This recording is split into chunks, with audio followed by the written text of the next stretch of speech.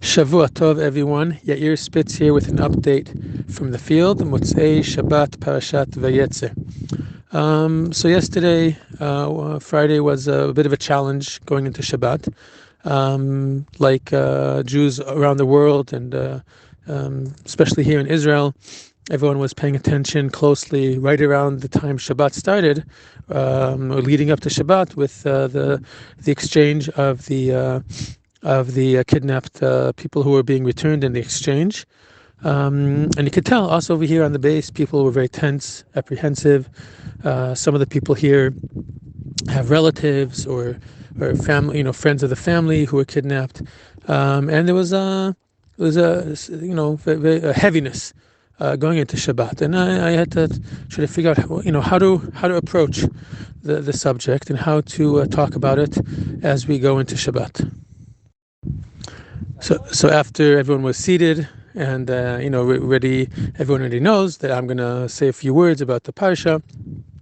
Then we're going to go on to sing Shalom Aleichem, Kiddush, etc. Everyone already, the people who are familiar with it from home, okay, and those who aren't familiar from it from their own personal background have learned over the last 7 weeks, that this is what a Shabbat meal looks like and feels like. So I when it was time to speak, so I got up, said Shabbat Shalom. And I said, this is the parsha this week is Parshat Vayetze, and this parsha talks about when Yaakov was fleeing from fear of his brother Esav killing him, and he's fleeing Eretz Yisrael, fleeing the land of Israel towards Haran, which is somewhere in Syria, and he's going into this big, massive uncertainty in front of him. He's leaving his homeland. He's leaving his father, his mother.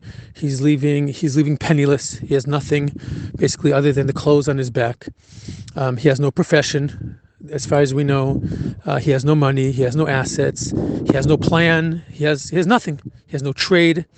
And then, eventually, when he gets to his cousins, his also over there, the uncertainty continues, and he has difficulty. And he spends, basically, the parsha covers a time period of about 20 years where this massive amount of uncertainty, and he's being tricked and lied to and cheated. It says, and the question is, that kind of accompanies this parsha, how does Yaakov deal? How does he function with this massive uncertainty and difficulty and distance from his family and distance from all those things that give him certainty and anchor him and give him a sense of who he is and what he is and what's going to be with him in the future.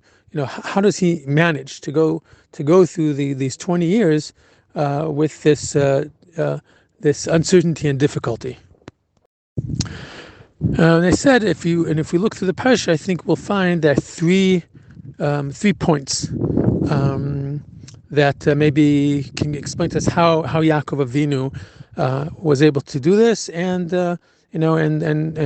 what we can take from it, for our own situation. I said the first is that we find that along the way, even though he initially started off on his own, along the way, he builds up people around him that he trusts. First he marries Leah, then he marries Rachel, and then his other two wives. Then he starts having children, and we see along the parsha that he consults with them. He consults with Rachel and Leah about should they stay, should they go, about how to deal with their father. Later on, towards the end of the parsha, when he has the face-off with Lavan, we find him consulting with his sons, who he calls brothers, and we say, even though he's the father figure and he's the head of the family and he's in charge, even so, we find that he's not afraid of consulting, finding people around him and consulting with them, and they become his anchor.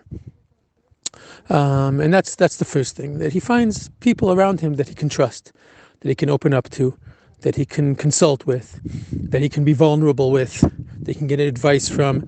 At the end of the day, he decides what to do, but he finds people he can trust to consult with. He says, and that's the first method that we find with Yaakov. So the second point, not necessarily chronologically, so the second point we see that before Yaakov leaves, so he has the famous dream of Jacob's ladder. It says in the verse there says that he's dreaming, Ve'ineh sulam mutzav arza ve'rosho magia hashamaima.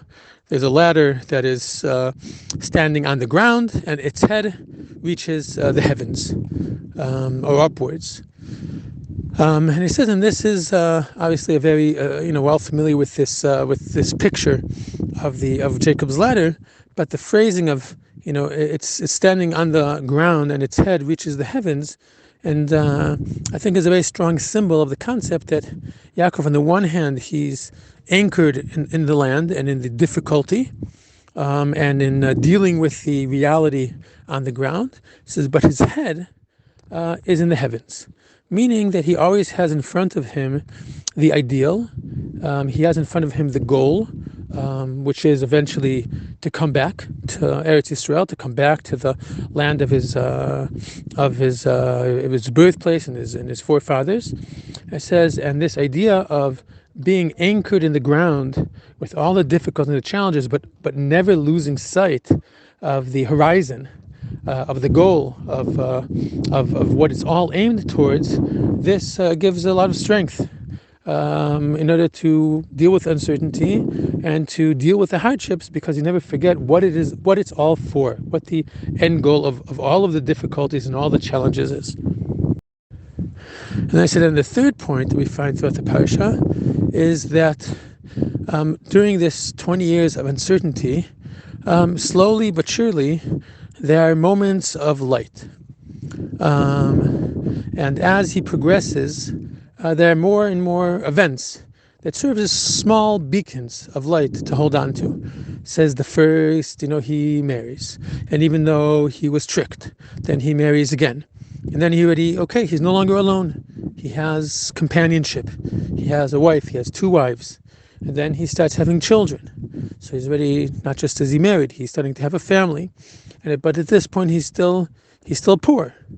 And then, but eventually that also, eventually starts building up his own slowly, working hard, very, very difficult, as we see in the Parsha, through tremendous difficulty. He starts being able to build his own fortune. And that's another point of light. Says, and that's the third point. So we have these 3 things. We have, and then I went on to say the following. It says, we've been in a state of uncertainty for a while, and we all know that we have at least a few more months, 2, 3, maybe even 4 more months ahead of us. Because I'll say in parentheses that our battalion, regardless of other developments that will take place, because of our unique role and our unique capacity, which I've never really discussed in detail because I can't, that we, even if other units and battalions are released from reserve duty, in one capacity or another, our battalion is going to be in for at least another 3 or 4 months. Close parentheses. So I said, so we know we recently found out that we're going to be here for several more months, and there's a lot of uncertainty in what that means for our lives, for our business, for our work, for our family. I said, so the first thing is everyone needs to find their anchors. For some of us, that anchor could be our wives, our husbands, our children. It could be a sibling. It could be a good friend. I said, and for some people, maybe that's not their anchor for all kinds of reasons. Fine. And so maybe the anchor is the person sleeping next to them in the tent. It says we're all here together, and we need to be each other's anchors. And that means that we need to be able to speak to each other. And we need to be able to be vulnerable and to share what our challenges are, and to listen to each other, and to cheer each other up, and to be each other's anchors. So the first point is to be anchors for each other, and to identify the people, and to be there for your friends and for your comrades and for your people in your unit. So then the second thing is to remember our goal. And to remember, just like it was clear to us the first week, the first 2 weeks, and then when the war began, it was clear to all of us exactly what we're doing here and what we're fighting for, and in whose name we're fighting. Says that vision, we need to renew that vision. We need to emphasize it for ourselves. We need to remember it. We need to reiterate it. We need to discuss it. We need to make sure it's always in front of our eyes, in order, and when it's difficult, to remind ourselves that whether we're actively firing or whether we are just being ready. It says being here near the border and showing presence and doing everything we're supposed to do, even if we're not firing even once or whether we're firing a lot. We are part of the line of defense and attack against the enemies, and we're here for Am Yisrael. It says, and as cliche as that sounds, but it was clear to us, we all felt it down to our bones the first 2 weeks. That's something that needs to be reiterated again and again and again, to make sure that our day-to-day lives and the day-to-day challenges that we face are all illuminated by that goal that's always in front of us. So, and finally, is as the days go by and as the time goes by, to look for those moments of light that we can hold on to and that we could grab, and to feel the results and to feel the progress that we're making. I said to him today with the Chatufim that were kidnapped. I says, today is a day of light. I said 13 of our brothers and sisters are coming home. He says it's a complicated event. He says I don't fully understand its significance, but one thing I know, our brothers and sisters are coming home today. That is a moment of light. Forget about all the other discussions around it. 13 of our brothers and sisters and our children and our mothers and grandmothers, they're coming home to us. And that is a moment of great light. And so then we, and everything that we've been doing for the last 7 weeks, has resulted, among other things, to some degree, in 13 of our brothers and sisters coming home to us. And I said, and you know what? And there are other moments of light. I said, I've watched, like many other people, videos of Palestinian, civilians from Gaza going back to their homes and showing videos of how their houses and their neighborhoods are completely destroyed. I said, you know what? And that's also a moment of light. And that also we have been directly involved in. I said, that's also a moment of light. I said, and us sitting here together at the Shabbat table, people who never would have met before and never would have sat at a Shabbat table, that's also a moment of light. That's also progress from where Am Yisrael was just a few months ago. I says, and the more we try, the more we notice, we see that there are moments of light, and that gives us the ability to go through the uncertainty, but with these stations in the middle, that gives us an understanding of the meaning of what we're doing.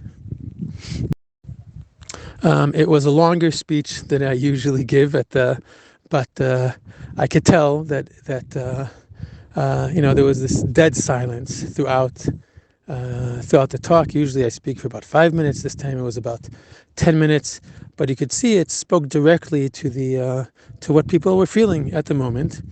And the moment I finished, I started singing Shalom Aleichem, which now was sung by more people and louder, both because people have already learned it from previous Shabbatot, and also because I think there really was a unique feeling at that moment.